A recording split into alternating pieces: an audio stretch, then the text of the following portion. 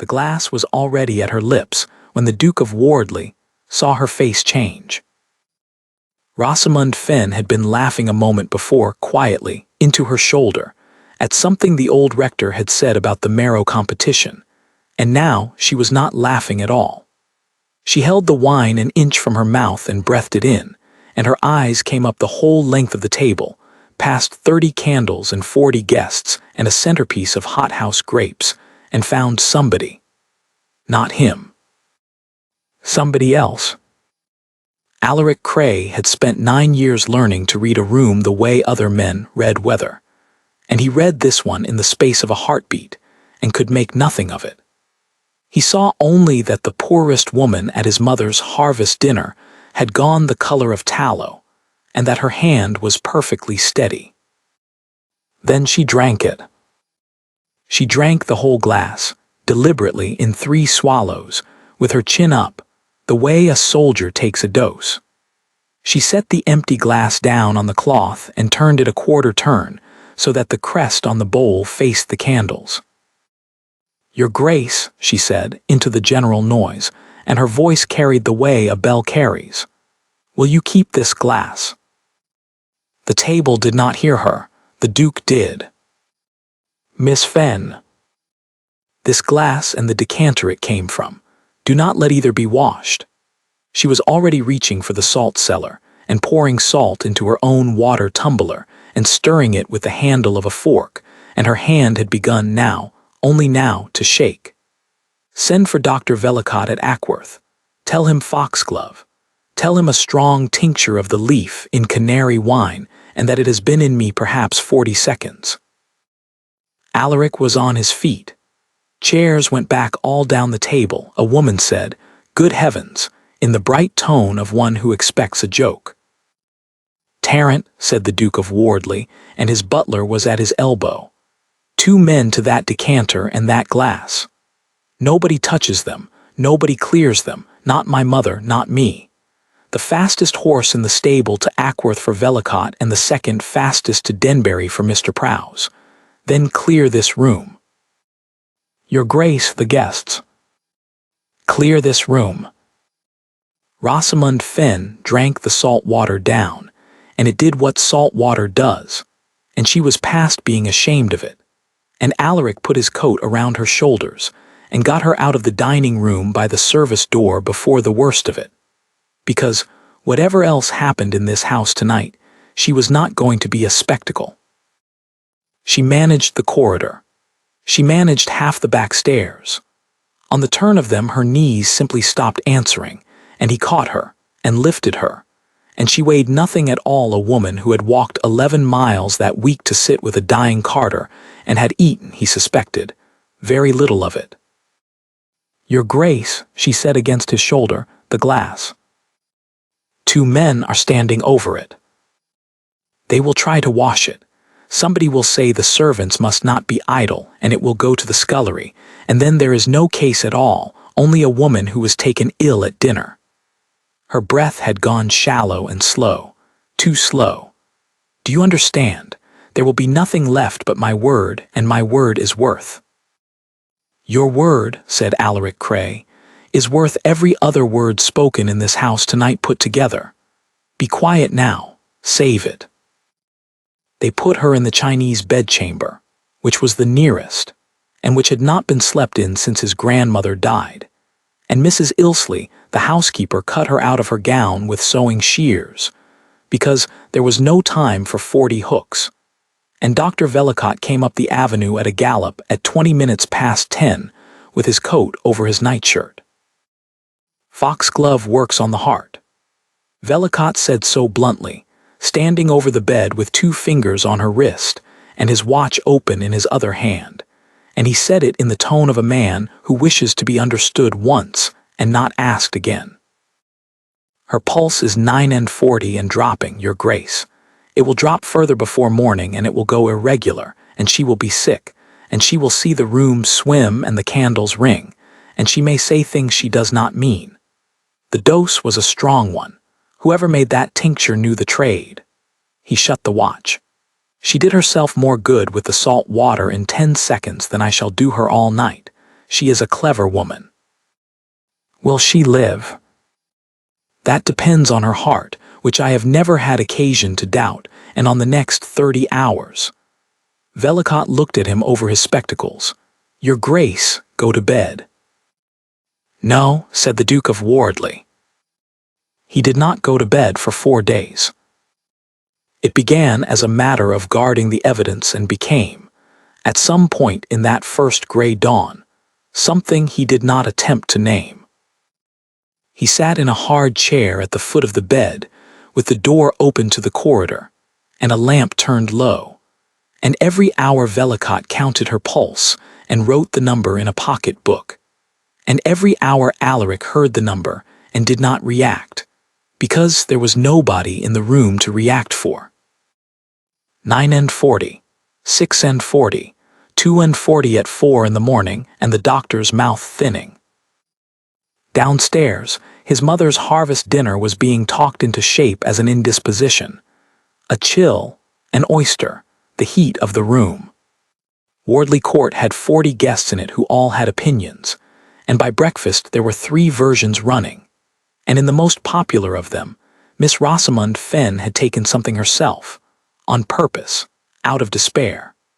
Because everybody knew she was the last of a ruined family, and lived in a cottage with her father's herbals and no prospects at all, and had lately been noticed by the Duke, and had perhaps been given to understand that being noticed was as far as it went.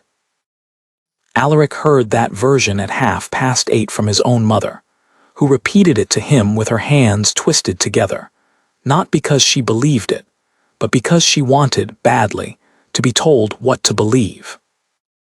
They are saying she did it to herself, said the Dowager Duchess. In my dining room, Alaric, is it possible? She named the poison before it had taken hold, said Alaric. She named the plant, the part of the plant, the preparation, and the vehicle it came in. She asked me to preserve the glass. Mother, if a woman wishes to end her own life, she does not first instruct a duke on how to gather proof against another person.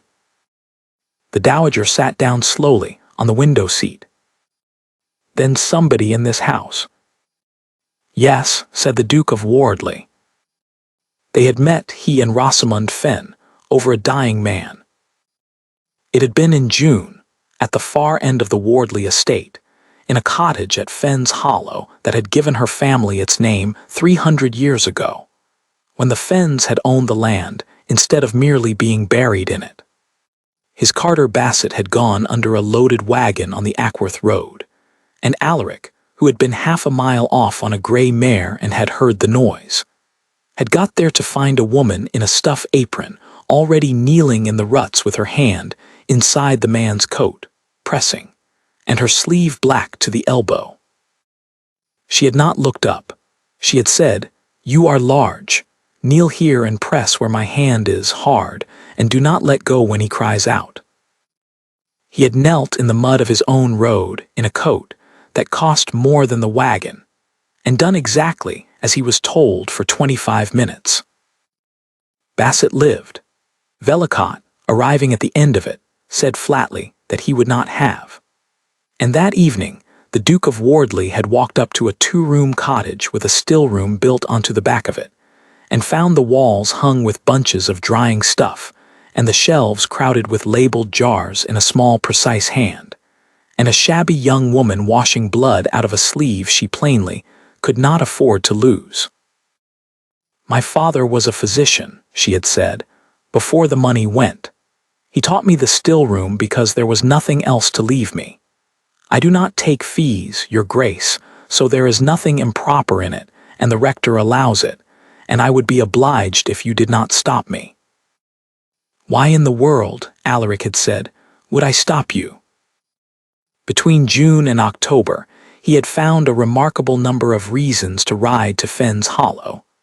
A tenant's fever, a question about the water at Ackworth Mill, a book of his grandfather's on the diseases of sheep, which she wanted and he did not, and which took 4 separate journeys to deliver on account of the weather. By September the whole estate knew. By October the county knew, and the county did what counties do, which is to divide itself into those who thought it charming and those who thought it intolerable. And the second party was larger and better connected, and included every woman within 30 miles who had a daughter. It had included, in particular, Miss Sydney Latchmere. He thought about that at 4 in the morning, in the hard chair, listening to a woman breathe too slowly. Sydney Latchmere had been at the dinner.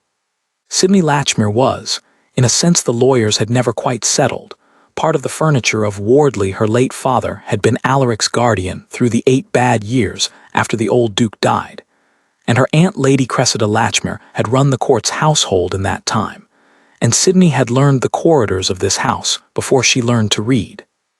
She was handsome, and 30, and had spent a decade being introduced as the young lady who is quite one of the family. She had sat 4 places from Rosamund Fenn. She had, he remembered with the slow clarity of exhaustion, been very attentive at the moment the Canary wine went round. "Your Grace," Vellicott's voice low, "come here." Alaric came. 9:30, said the doctor, "and irregular. I am going to say this once. If it goes below 30 or if it goes soft, there is nothing in my bag or God's earth that I can do about it, and you should have the rector fetched now rather than at 3 in the morning tomorrow." He closed his watch. "And if she wakes, she may wake, she will be frightened. She has no family, not one. There is nobody in England obliged to sit with her." The Duke of Wardley looked down at the woman in his grandmother's bed. "There is now," he said, and sat down in the hard chair, and did not get out of it again until Thursday. She woke a little before dawn on the second day, and thought she was in her own cottage. "The pennyroyal wants turning," she said clearly, to the bed curtains. "It will mold if it is not turned." "It shall be turned," said Alaric. Her eyes came round to him, enormous in a face gone to paper, and he watched her assemble the world piece by piece. The strange room, the lamp, the doctor asleep upright in a chair by the fire, the Duke of Wardley in yesterday's shirt with 2 days of beard on him and his cravat gone entirely. "Oh," she said, "it was not a dream then." "No." "How long?" 31 hours. The glass. In the strong room of the estate office with the decanter, sealed with my seal, witnessed by Tarrant and Mr. Prowse the magistrate, and half an inch of the dregs of each gone to a chemist in town who does work for the assizes. He leaned forward. "Miss Fenn, Vellicott says you may not talk long, so tell me only this. When you lifted that glass, whom did you look at?" Rosamund Fenn was quiet for so long that he thought she had gone under again. "I will not say," she said. "You will not." "I will not say because I looked up out of pure animal shock and my eye fell where it fell, and I would not hang a dog on it." Her fingers moved weakly on the counterpane.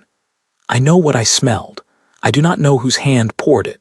If I name a person now in this state in this house, then whatever comes after will have been shaped by me, and any lawyer alive will say so. Find it out, Your Grace. Do not have it from me. I am the worst witness in England. I am poor, and I am unmarried, and you have been seen at my door." He sat back. "You thought that out," he said, "while the poison was going down your throat."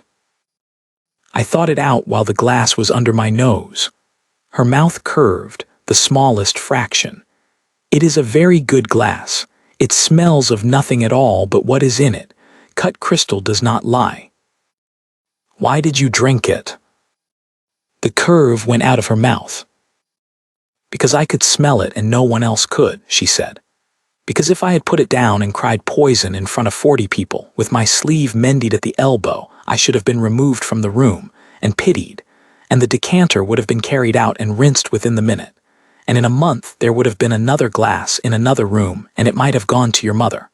Or to you." Her eyes closed. "So I drank the proof and told you not to wash it. It was not brave. It was arithmetic."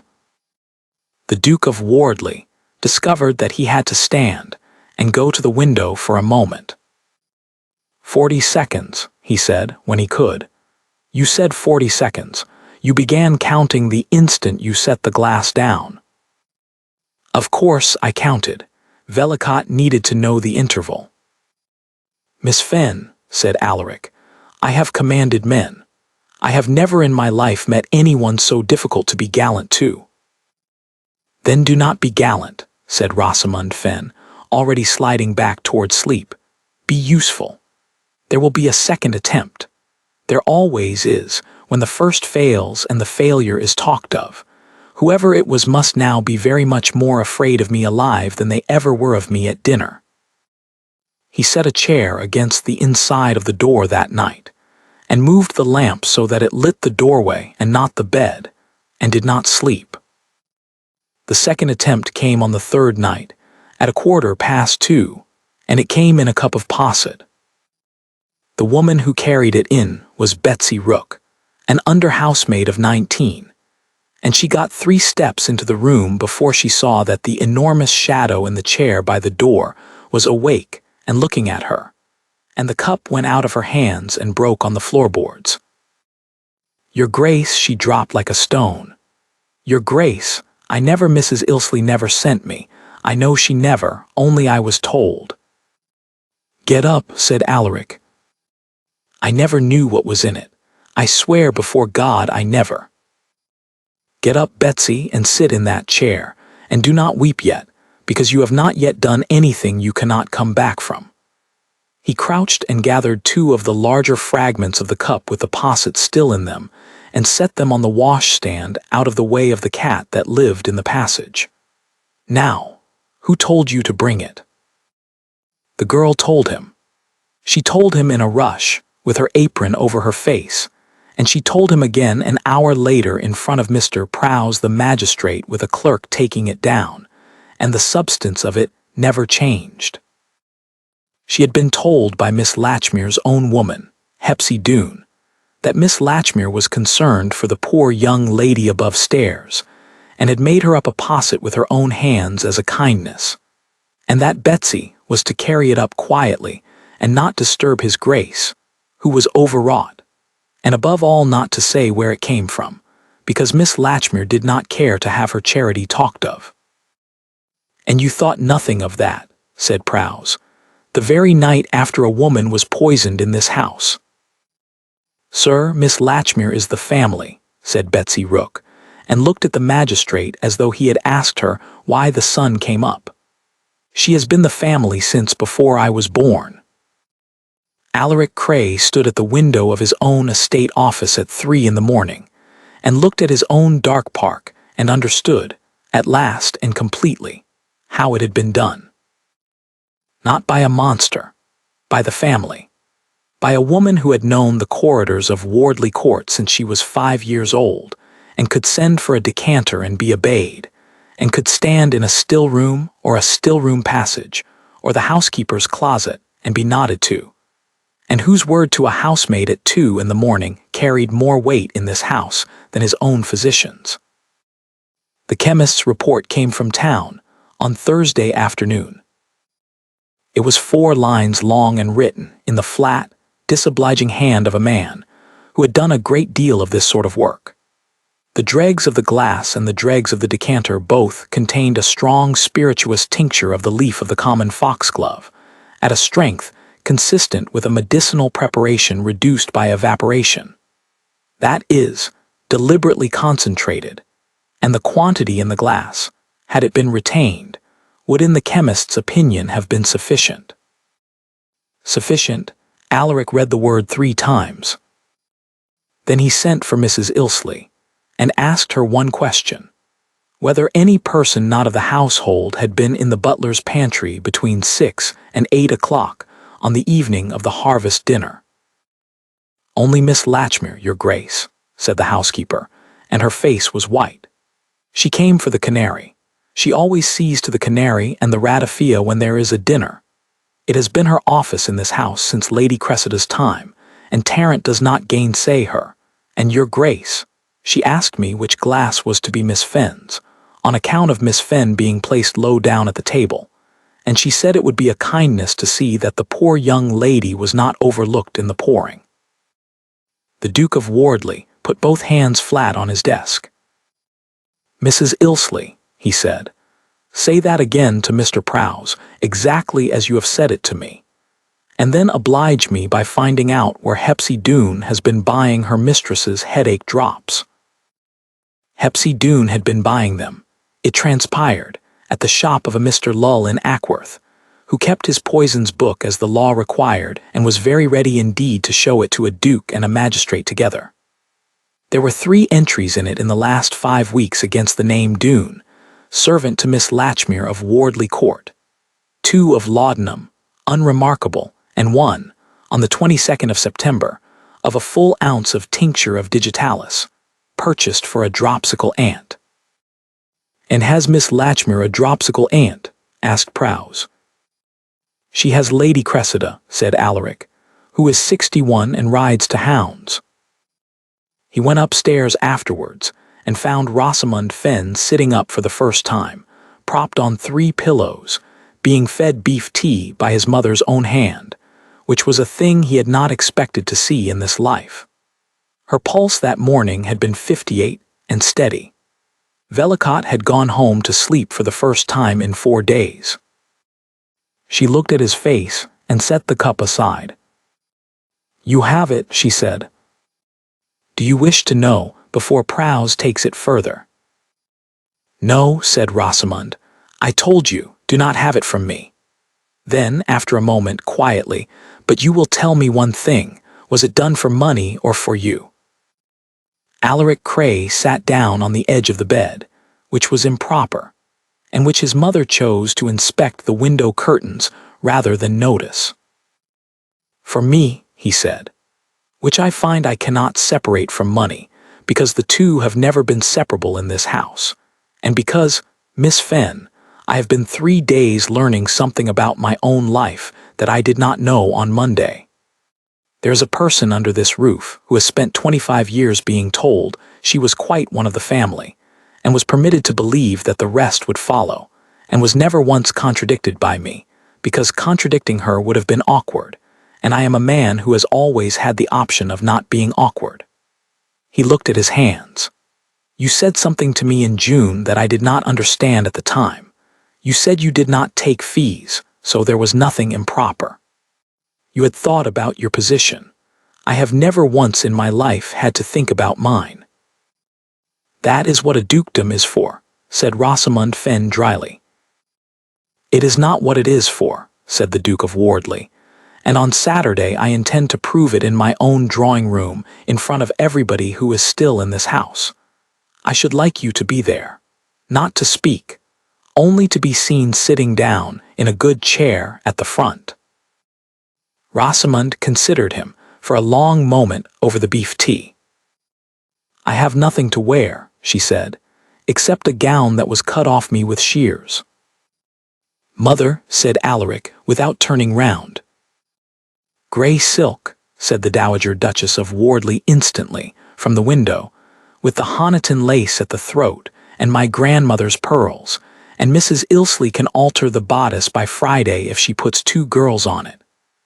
Alaric, go away. We have a great deal to do, and you smell like a stable."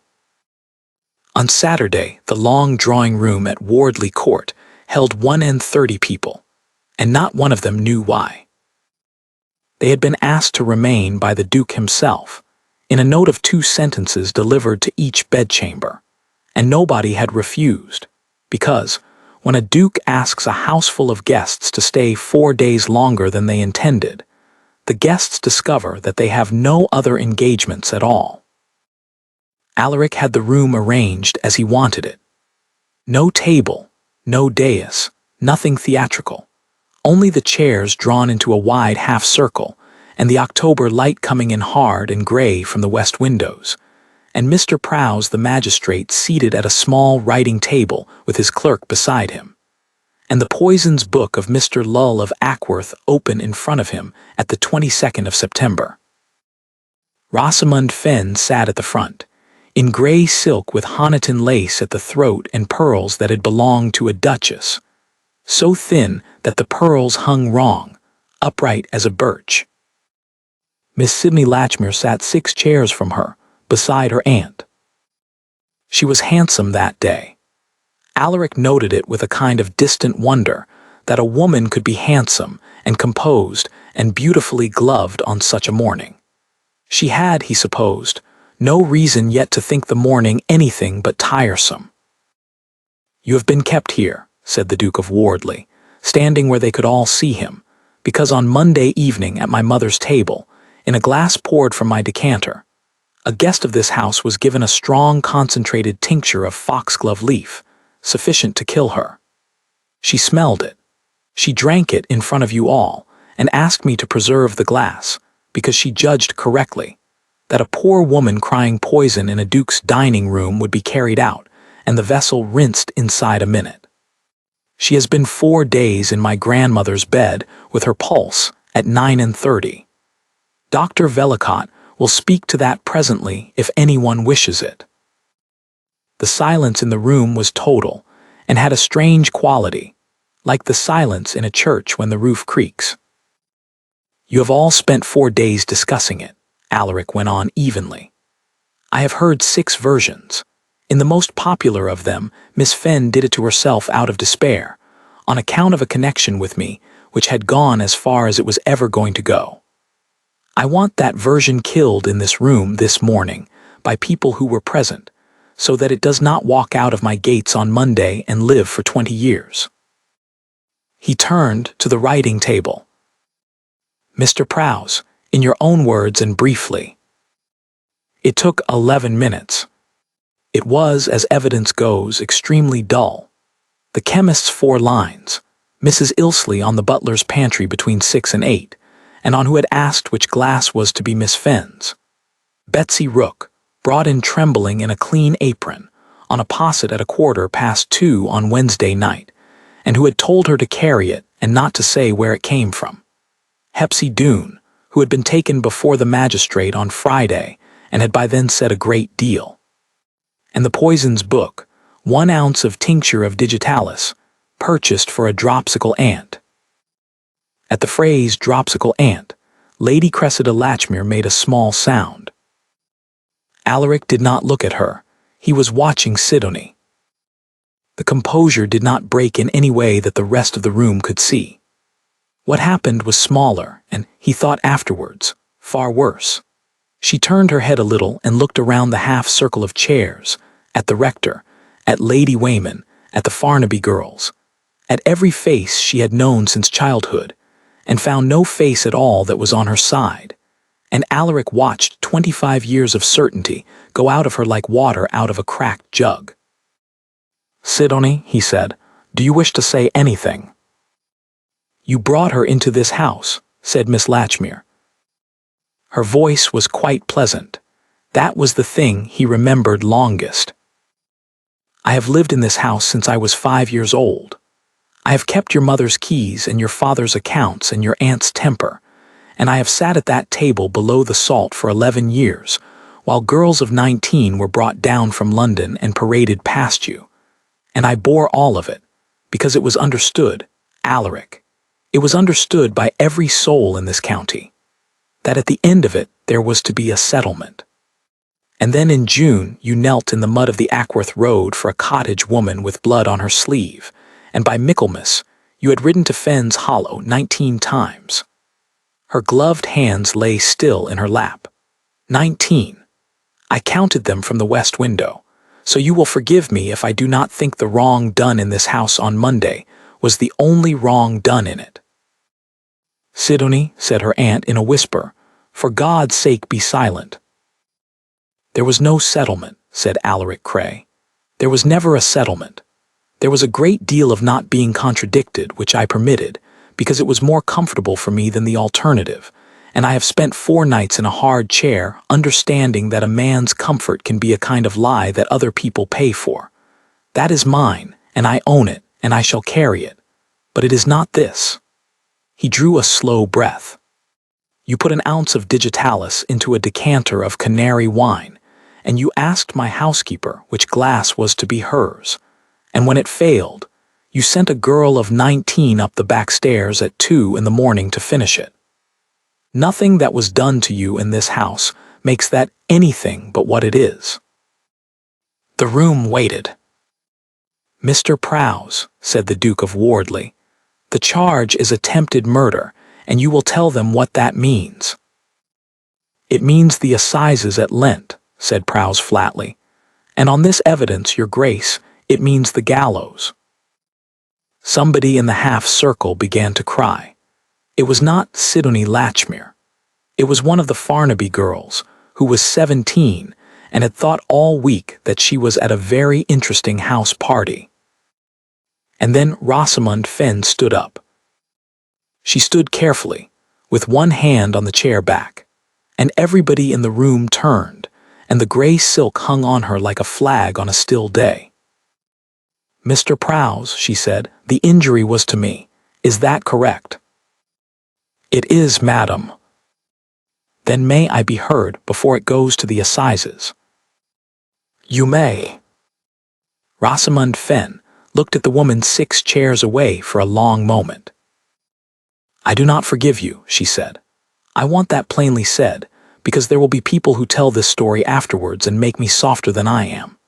You meant me to die at a dinner table, in front of strangers, in a mended gown, and to be spoken of afterwards as a poor creature who had taken something out of despair. I do not forgive it, and I do not expect to. And when my heart goes strangely at night for the rest of my life, Dr. Vellicott says it may, I shall think of you." She turned to the magistrate. "But I will not stand at the assizes at Lent and be examined for 2 days by a barrister about how often the Duke of Wardley came to my cottage, and I will not have the last thing I do in this world be to put a rope on a woman's neck. So I ask this instead. Let her write it out, all of it, in her own hand, signed and witnessed and lodged with you, sir, and a copy with the Duke's lawyers. Let it be read aloud once here this morning to these 130 people, so that no version but the true one leaves this house. And then let her be gone from England to whatever relation will take her, on an allowance that keeps her decently and not 1 shilling more. And if she ever sets foot in this county again, let the paper be produced and the law take its course." "Miss Fenn," said Prowse, "that is a great deal of mercy." "It is not mercy at all," said Rosamund Fenn. "Mercy would be to let her keep her name. She will go to Lisbon or wherever it is with her own confession sitting in a strong box in Ackworth for the rest of her life, and every person in this room will know what she did, and she will never again be told by anybody that she is quite one of the family. Ask her which she would rather have." Sidonie Latchmere looked up at her then, and whatever passed between the 2 women was not for the room. She wrote it that afternoon in the library at the Duke's own desk, with Prowse's clerk at her elbow, and it ran to 5 pages, and it was read aloud at 6 o'clock to 130 people who did not move. Lady Cressida Latchmere left Wardley Court the next morning at 7 and never entered it again. Her niece sailed from Falmouth on the 9th of November. The county talked for 2 years, but it talked, from the beginning, in the one true version, and there was never any other to be had, and that was the whole of what Rosamund Fenn had asked for. He proposed to her in the still room at Fenn's Hollow in December, and made a poor job of it. She had insisted on going home as soon as she could walk a mile, which had caused the only real quarrel of their lives, and he had lost it, and had then quietly had the cottage roof stripped and relaid, and a new range put in while she was still too weak to argue about that either. He found her turning the pennyroyal. "You have come 19 more times," said Rosamund, without looking round. "I counted from the west window in the manor of the county." "Miss Fenn." "Your Grace." "There is a room at Wardley on the north side of the kitchen court," said the Duke of Wardley, "with a slate floor and a north light and a well of its own, and it has been used since my grandfather's day for storing hampers. It would make a still room 40 feet long. There is money for a garden of simples, and for the wall to be built high enough for the tender things, and for a girl or two to be taught the trade properly, and for the dispensary at Ackworth that Velicott has wanted for 11 years and never had a penny toward.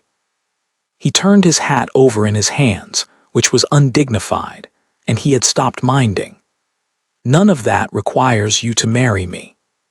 I want that understood before I ask, because you are the only person I have ever met who would refuse a dukedom on a point of arithmetic. The dispensary is built either way. The still room is yours either way. Rosamund Fenn set down the pennyroyal. And the other part, she said. The other part is that I sat 4 days in a hard chair listening to a doctor count your pulse, said Alaric. And at 2:40 on the Tuesday morning, I understood that I had spent 9 years being a duke and about 4 months being a man, and that the 4 months were the only ones I should want back. I am asking you to marry me, not because you nearly died in my house, because you thought it out in the second before you drank, and you got it right, and you told me not to wash the glass. His voice went rough. Rosamund, nobody has ever taken care of me the way you did in the worst 40 seconds of your life. She came across the slate floor and put her hands flat on his chest, over his heart, the way she had once put her hand inside a carter's coat, as though she were listening for something. Steady, she said. Good. Is that a yes? Cut crystal does not lie, your grace, said Rosamund Fenn, and neither do I, yes. They were married at Ackworth in February, and she walked up the aisle on Dr. Velicott's arm because there was nobody else. And the church held 400 people, of whom perhaps 11 had been asked, and the rest had simply come. The still room at Wardley Court runs the whole north side of the kitchen court, and the labels on the jars are in a small, precise hand. And there is a bench along the window, where a great grim man in shirt-sleeves has been known to sit of an evening being examined on the difference between Bettany and Bugle, and getting it wrong, and being laughed at. He never learned to smell foxglove. He tried for years. She made him try, laughing, holding the leaf under his nose in the summer garden, and he never could tell it from anything else, and she told him it did not matter in the least, because there was no need for 2 of them. But at Wardley, from that year on, the Duke's own glass and the Duchess's are poured at table by the Duke's own hand from a decanter he carries in himself, every night, in front of everybody, and no guest has ever once been permitted to think it strange. The old cut crystal glass with the crest on the bowl is still in the strong room of the estate office. He has never had it washed.